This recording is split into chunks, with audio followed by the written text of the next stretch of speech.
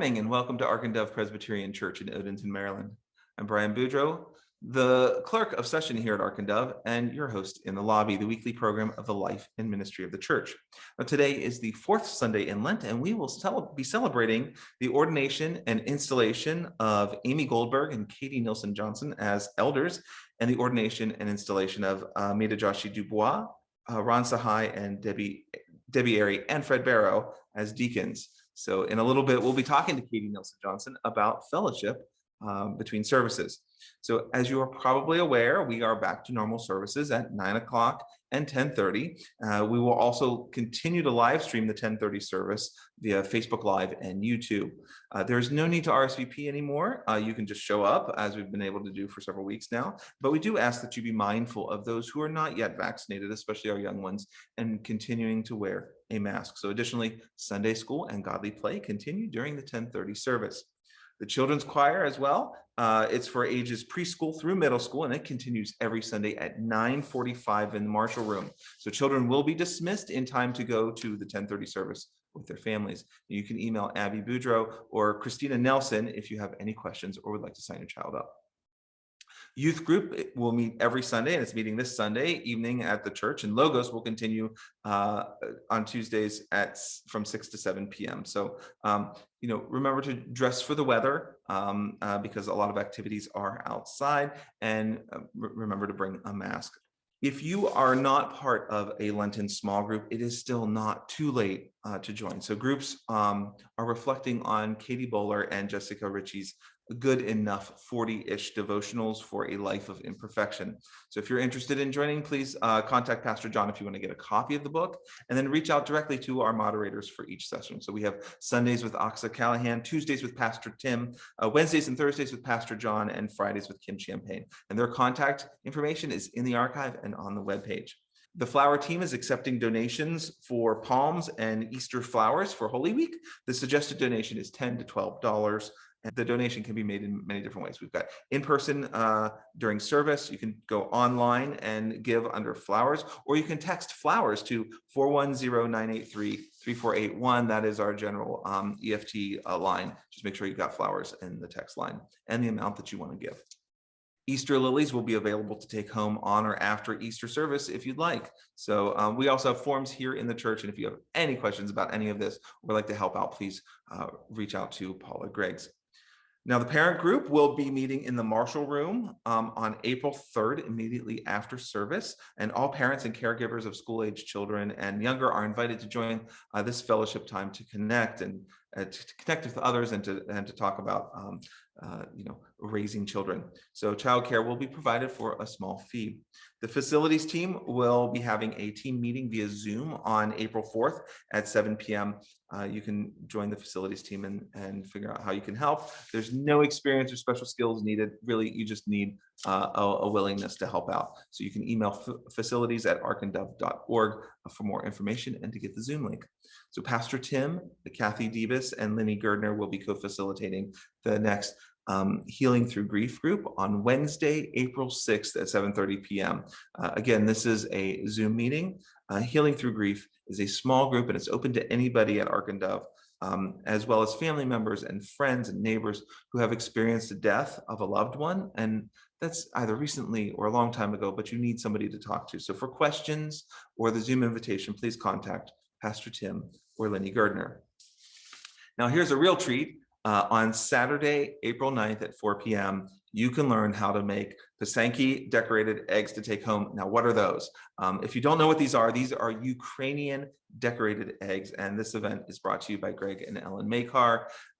All supplies and instructions will be provided, and this activity is suitable for adults, teens, children, and anybody who can hold a raw egg for up to an hour without breaking it. Now, what is great about this thing? Well, it is actually a fundraiser. So we will be collecting an amount recommended about $20 per person is the suggested amount, and donations will go to the Presbyterian Disaster Assistance, which is funding a local humanitarian relief organization supporting Ukrainians impacted by the Russian invasion. So this is not just learning how to make eggs, make decorated eggs, but this is a way that you can also help out your fellow man. So the event is limited to 50 people. So that's just to make sure that we have enough supplies for everybody, and COVID protocols will be implemented. We're asking everybody to wear a mask while you're in the Ark and Dove building. So to register and pay, you can go to the Ukrainian Egg Decorating Fundraiser for Humanitarian Relief on the Ark and Dove website. As well, if you're unable to attend, we are also doing a special offering for Presbyterian disaster assistance. So to donate for Ukraine help, visit the online donation page, and you can text the amount followed by Ukraine to 410-983-3481. And right, you just need to write Ukraine on there and the amount that you want to give. Also, we have the anti-racism social justice team have several events coming up, and they're inviting you to a planning session for anti-racism efforts to go forward. So that is on April 19th at 7 p.m. via Zoom. They are also continuing the Racism 101 and 102 on April 24th and May 1st at 2 p.m. also via Zoom. And finally, the affinity group discussion. This is a Zoom meeting follow-up to the NICE racism study. So that's on April 6th at 7 p.m. So any more information or to get those Zoom links, please reach out to Paula Sparks or Deb Saylor. Are you ready to see live theater again? Well, we are putting together a group at Ark and Dove to go see Fences, which is a drama that will be held at the Bowie Community Center. So the group is going to go on April 24th at 2 p.m. The cost is $15 per person if we can get 10 or more people to sign up. Otherwise, it's $22 per adult and $17 per student. So if we sign up by April 17th, if you want some more information on this, Joan Barry is putting this together, and so please reach out to her. Now, Easter is right around the corner. So be on the lookout for our announcements for our Holy Week services. We will have a Maundy Thursday and Good Friday service, and we'll have some special events throughout the week. So I'll have more details next week. I know this is a little further out, but the Ark and Dove Summer Book Club will be starting before you know it. Pastor John and Kim Champagne will kick off the series with a discussion of Marilynne Robinson's highly acclaimed novel, Gilead, on Tuesday, May 17th at 7:30 p.m. The discussion will be held via Zoom, and you can email Kim Champagne for additional information and the Zoom link. And then they've got several other opportunities for book discussion going into the summer. Fellowship Hour is back, and Outreach and Connections needs your help. So we have invited today the Outreach and Connections elder, Katie Nielsen Johnson, to talk to us about Fellowship Hour and what it looks like now. So welcome back, Katie. So glad to have you in the lobby. Thanks. Happy to talk about this. First off, so why do we do this Fellowship Hour? Why is this important? I mean, obviously I enjoy the food, but there's more to it, isn't there? Yes, so Fellowship Hour is in its name. It's a way for us to be able to get to know each other outside of a few minutes that we're shaking hands or bumping elbows in the church.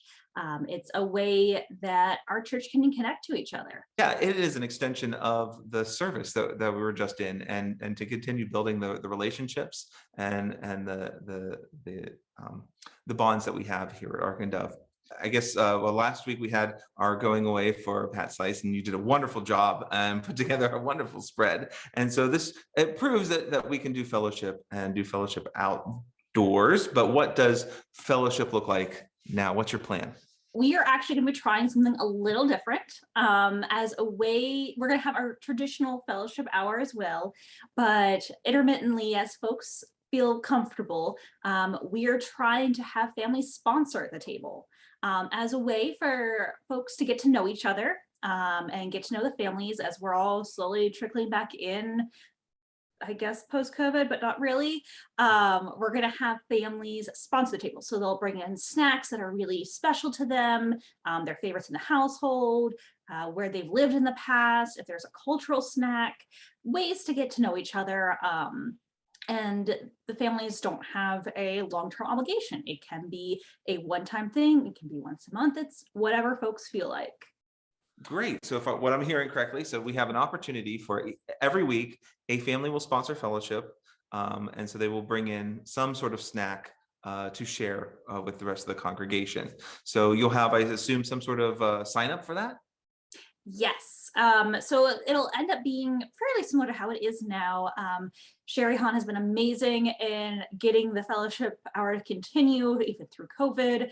And we're going to be continuing to support the families as they can be there at the table to help answer questions about the snacks, get to know people, clean up any messes. That way the kids can get involved too. But families can, for now, email me and I can get them on the schedule. And what's that email again? Is it outreachingconnections@arkandove.org? The email can be either outreach@arkandove.org or it can be knilsonjohnson@arkandove. That's Nilsen. So not Nelson like John, different Nelson. So now we have families who will be able to, they'll stand and they'll be behind the table, and so we'll know the family that's hosting the fellowship hour that week.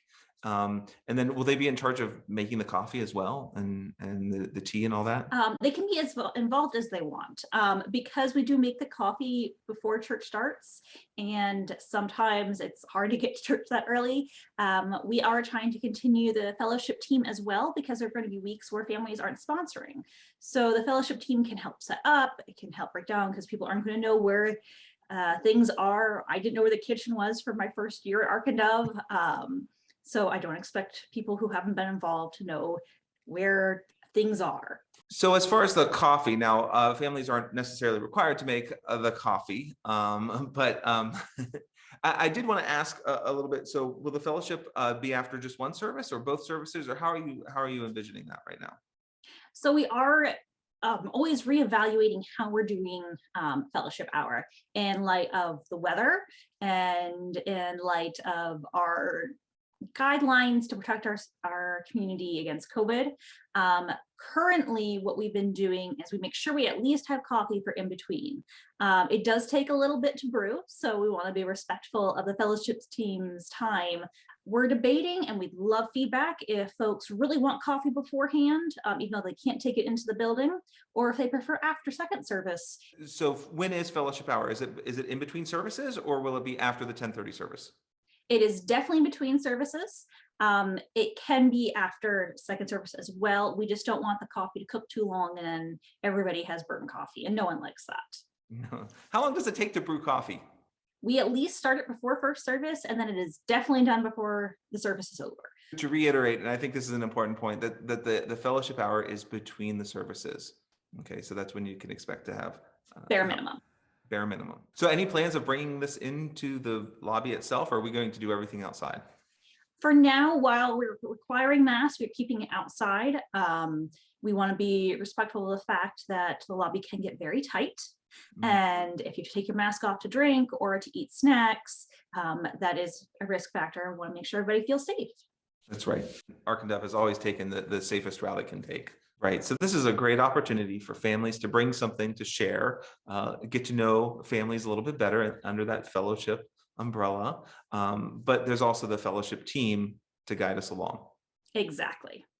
Do you still need people on your fellowship team? Yes, we are still trying to build the team. We want to make sure that families are supported, that the teams have an opportunity to bring snacks as well. We want to break it up.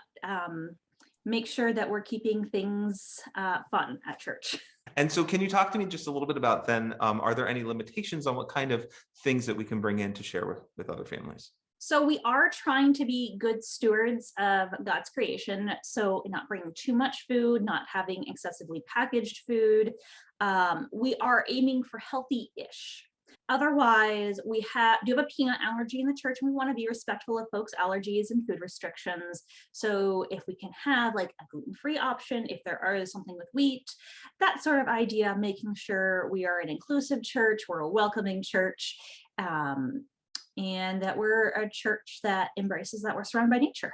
Well, that's wonderful. I think this is a great opportunity. I think this sounds really great. So I hope families will sign up and bring something in, and you know, one name or whatever. Or I could imagine if a couple of families want to go in together, they could sign up at the same time.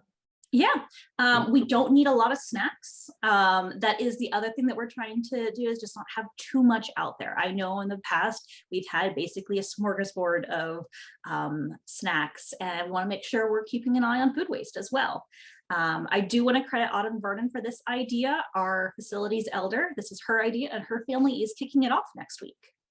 Wonderful. So I look forward to seeing what Autumn Vernon and her family bring and can share with us. Well, thank you so much, Katie, for joining us today and talking to us about Fellowship Hour. I'm really excited about this new plan. So thank you for joining us. Thank you. Always happy to talk about Fellowship Hour, and I look forward to seeing everybody at Fellowship Hour. Great. And thank you to everyone out there for joining me today. Everything we talked about can be found in the archive or on the webpage. It's just a few clicks away. So I just want to give an extra congratulations to our new elders and deacons who were ordained and installed today. Stay safe, continue your Lenten journey, and have a great week. I look forward to seeing you next week.